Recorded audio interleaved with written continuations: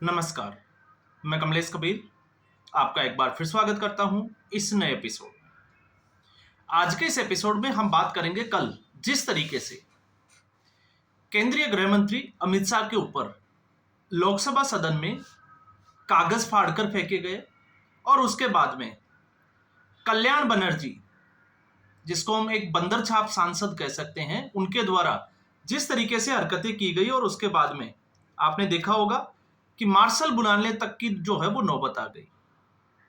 तो अब सवाल खड़ा ये होता है कि आखिर जब हम लोकतंत्र की बात करते हैं और जो लोकतंत्र के बचाने की बात कर रहे हैं, क्योंकि अक्सर मैं कहता हूं कि ये लोग लोकतंत्र बचाने की लड़ाई नहीं लड़ रहे, ये लोग अपनी पार्टी और अपने परिवार को बचाने की लड़ाई लड़ रहे हैं। लोकतंत्र तो सिर्फ जो है वो एक बहाना है, क्योंकि लोकतंत्र की जब हम बात करते हैं तो लोकतंत्र में आप धरना प्रदर्शन कर सकते हैं, शांतिपूर्ण तरीके से जो है वो विरोध प्रदर्शन कर सकते हैं, इस तरीके की इजाजत होती है, उसमें अराजकता के लिए कोई स्थान नहीं होता। तो फिर ये लोग अचानक से जो है वो अराजकता पे क्यों आ गए? क्योंकि संसद का काम है बिल लाना, और जो सरकार होती है वो बिल लेकर आती है, विपक्ष का काम होता है विरोध करना। और वैसे अगर आपको बता दे तो अगर आप देखोगे तो नेता प्रतिपक्ष और विपक्ष का काम होता है सदन में तालमेल और नियंत्रण को बनाए रखना, और साथ ही साथ जो भी मुद्दे होते हैं जो जनता के हित में हो, और विपक्ष को यह लगता है कि कोई बिल जो है वो जनता के हित में नहीं है तो वो उसके लिए विरोध अपना जो है वो जता सकती है। लेकिन अगर विपक्ष और नेता प्रतिपक्ष ये मान ले कि अब जो है वो उनके लिए कोई जगह ही नहीं है, तो वो फिर अराजकता पर उतर आते हैं, जिसका नमूना आपने देखा कल संसद में देखने को मिला। और वो किसी भी पार्टी के द्वारा किया जाए, ये बिल्कुल जो है वो उचित नहीं लगता है।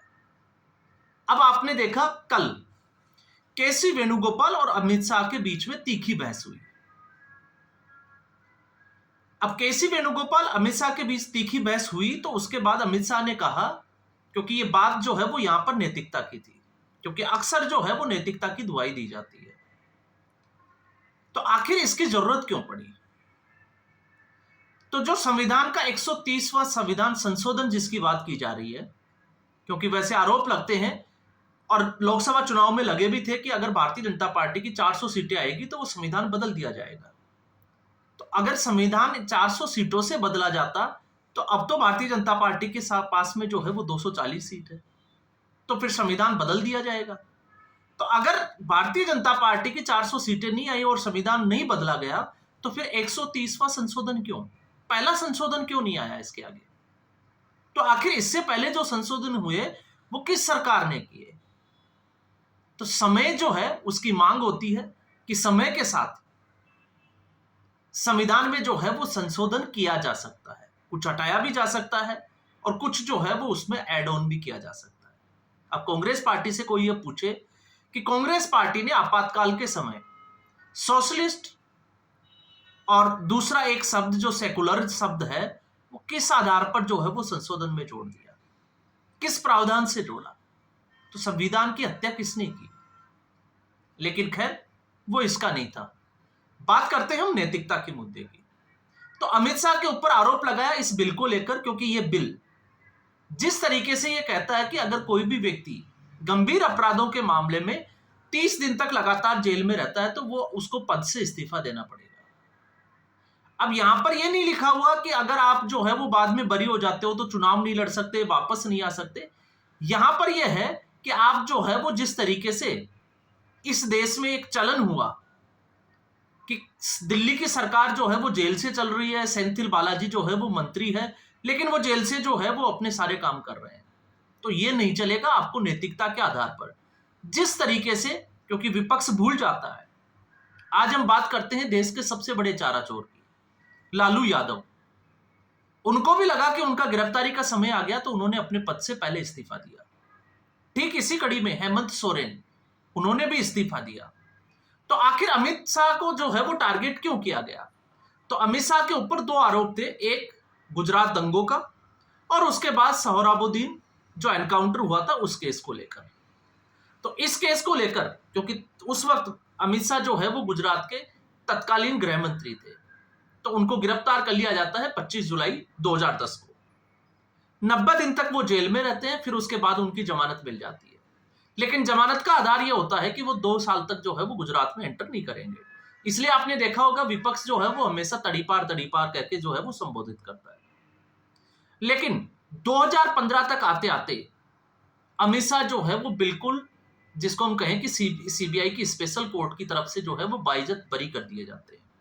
उनके ऊपर कोई चार्ज जो है वो बाकी रह ही नहीं जाता। कोई एविडेंस ऐसा नहीं मिलता जो ये दिखा सके कि अमित शाह जो है वो उसमें शामिल था। और आरोप क्यों लगे थे आप समझ सकते हो, क्योंकि अमित शाह वो व्यक्ति थे जो हमेशा से नरेंद्र मोदी का राइट हैंड रहे।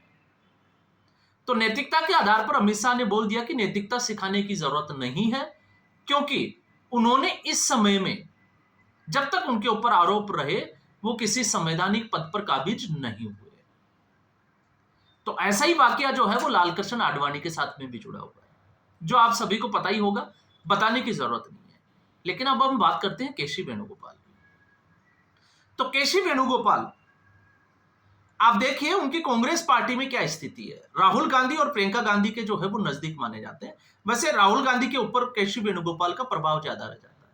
लेकिन आज जब वोट चोरी का आरोप कांग्रेस पार्टी लगाती है, तो हरियाणा का इलेक्शन याद कीजिए।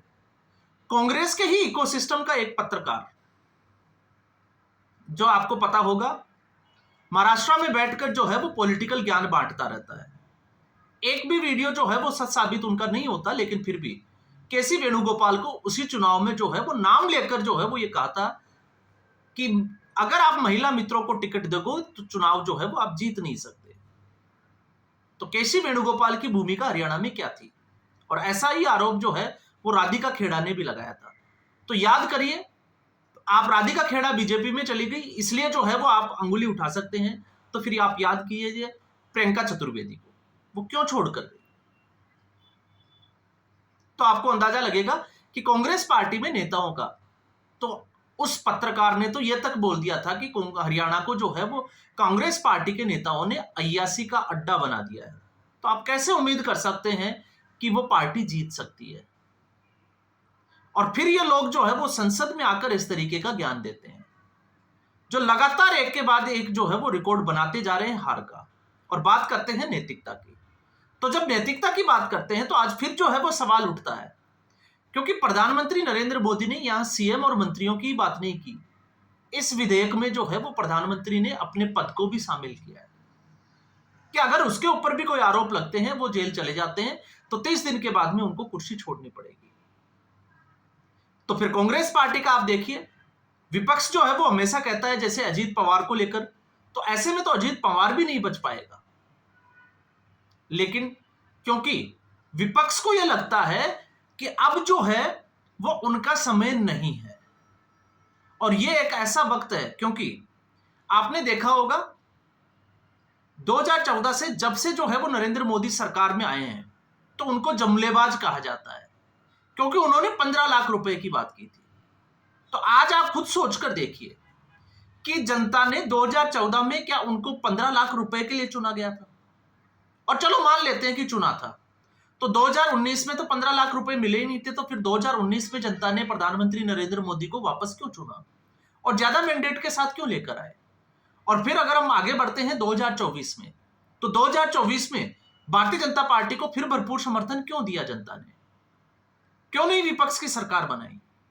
तो बहाने बनाकर निकलना पतली गली से वो एक अलग बात है, और सच्चाई पर रहकर बात करना अलग बात है। तो देश की जनता ने प्रधानमंत्री नरेंद्र मोदी को 15 लाख रुपए के लिए वोट नहीं किया। उनका वोट देने का सबसे बड़ा कारण था कि धारा 370 हटेगी। जनता को यह विश्वास था कि मोदी हटा सकता है, इसलिए वोट दिया गया। जनता को यह विश्वास था कि राम मंदिर का जो मसला है वो नरेंद्र मोदी ही सुलझा सकते हैं उनके समय रहते हुए, इसलिए वोट किया गया। भारत की जनता ने मोदी को वोट इसलिए किया क्योंकि मोदी जो है वो यूसीसी की बात करेगा, जिसकी तैयारी चल रही है, यूनिफॉर्म सिविल कोड, एक देश एक कानून। और देश की जनता ने वोट इसलिए भी किया कि नरेंद्र मोदी जो है वो ऐसा करेंगे जिसमें वन नेशन और वन इलेक्शन की पॉलिसी आएगी। फिर चाहे वो वक्फ बोर्ड हो, इसके अलावा ट्रिपल तलाक हो, ये और बातें जो है वो बहुत सारी जो है वो हम कर सकते हैं, और उनमें भी सर्वोपरि होगा भ्रष्टाचार का मुद्दा। तो आप सोचकर देखिए कि आखिर जब राजनेता अपने ऊपर आती है, आप एक अधिकारी की बात करिए, एक नौकरशाही की अगर आप बात करोगे तो किसी के ऊपर आरोप लगते हैं उसको सस्पेंड कर दिया जाता है। तो आखिर नेता के ऊपर अगर कोई आरोप लगते हैं तो उसको पद से क्यों नहीं हटाया जाना चाहिए? क्या नेताओं को इस तरीके का संविधान लाइसेंस दे देता है कि वो सदन में जो है वो झूठ बोले, किसी के ऊपर झूठा आरोप लगाए, और फिर उनके पास में कोई जो है वो कुछ बिगाड़ भी नहीं पाए?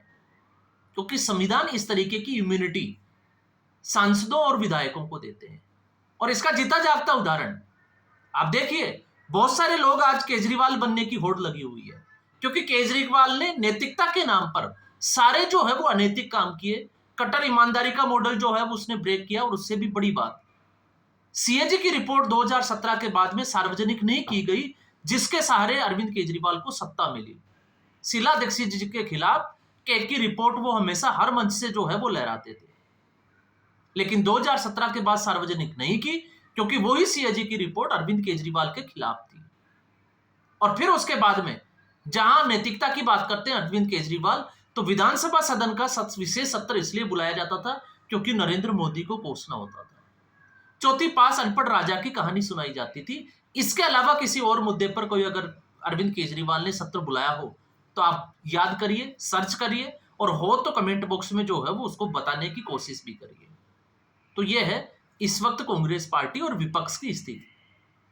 हालांकि अमित शाह जो है वो पहले से ही मन बनाकर आए थे कि इस मुद्दे को जो है वो जेपीसी में भेजा जाएगा। जेपीसी में जो है वो विपक्ष के भी सांसद होते हैं, सत्ता पक्ष के भी सांसद होते हैं, इसमें पूरी डिबेट होती है। और उस डिबेट के बाद में आपने देखा होगा जिस तरीके से वक्त के लिए जेपीसी बनी थी, उसके बाद में जो है वो इसमें कुछ संशोधन होगा, तो संशोधन भी किया जाएगा। अब इसी कड़ी में अगर आप देखोगे तो आपने देखा होगा, जब हम कांग्रेस पार्टी की बात करते हैं तो आप मुझे बताइए, नरेंद्र मोदी को वोट तो इसलिए नहीं दिया जाएगा क्योंकि उसने 15 लाख रुपए जो है वो जनता को नहीं दिए। तो आखिर शिवसेना से जनता ने दूरी क्यों बना ली? इससे पहले ही जो वीडियो मैंने बनाया है आप उसको उठाकर देखिए, शिवसेना का क्या हाल हुआ। तो शिवसेना तो कट्टर हिंदुत्व की बात करती थी, राम मंदिर की बात करती थी। राम मंदिर बन गया लेकिन लोग शिवसेना के साथ जो है वो छोड़कर चले गए। क्यों? आप खुद सोचकर देखिए कि शिवसेना से क्यों मुंह मोड़ लिया।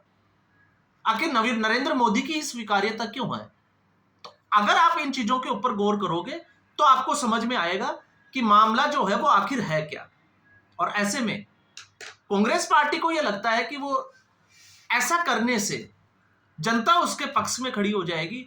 मुझे नहीं लगता, क्योंकि देश देख रहा है, देश जो है वो विपक्ष की भूमिका समझ रहा है कि विपक्ष जो है वो चाहता क्या है, विपक्ष बचा किसको रहा है। और आज देखो सारी वंशवादी पार्टियां, क्योंकि जिनके ऊपर आरोप लगे हुए हैं वो पार्टियां जो है वो सदन में ऐसे बिल के खिलाफ जो है वो चिल्लाती हुई नजर आती है। तो फिर सवाल खड़ा ये होता है कि जिस व्यक्ति के ऊपर सीधे तौर पे 160 मुकदमे हो और वो समाजवादी पार्टी के टिकट पर संसद में पहुंच जाए, तो उन लोगों से आप क्या उम्मीद करोगे? तो यह है विपक्ष का असली चरित्र। और विपक्ष जिस जिम्मेदारी को समझना चाहिए, उस जिम्मेदारी को समझने के बजाय अपने आप को बचाने के लिए जो है वो किसी भी हद तक जाने की कोशिश कर रहा है। और यही अगर मल्लिकार्जुन खड़गे ये कहते हैं कि ये देश का काला जो है वो जिसको कहते हैं कि एक अध्याय है, तो फिर नसबंदी क्या था, आपातकाल क्या था, सिखों की नरसंस हत्या कर दी गई, वो क्या था कांग्रेस पार्टी के द्वारा? क्योंकि अब तो सजा याफ्ता है तो हम नाम ले सकते हैं, अगर आरोप होते तो हम शायद नाम नहीं लेते। तो फिर वो क्या था? आप खुद सोचकर देखिए। और जब ममता बनर्जी जो है वो न्यायपालिका की बात करती है कि इससे न्यायपालिका की स्वतंत्रता खत्म हो जाएगी, तो ममता बनर्जी को अपना इतिहास देखना चाहिए। किस तरीके से ममता बनर्जी ने न्यायपालिका के फैसलों को मानने से इनकार कर दिया, तब नैतिकता कहां चली जाती है? आखिर केंद्र सरकार की सूची में, क्योंकि केंद्र की जो पावर होती है, आयुष्मान जो योजना थी, किसान पीएम जो सम्मान निधि योजना थी, उसको जो है वो पश्चिमी बंगाल में लागू क्यों नहीं होने दिया? तो अगर जो नैतिकता की बात कर रहे हैं उनको मुझे लगता है कि अपने गिरेबान में जरूर झांकना चाहिए। तो आज के एपिसोड में बस इतना ही। उम्मीद करूंगा वीडियो एपिसोड आपको पसंद आया होगा। वीडियो को लाइक करें, शेयर करें, चैनल जरूर सब्सक्राइब करें। धन्यवाद।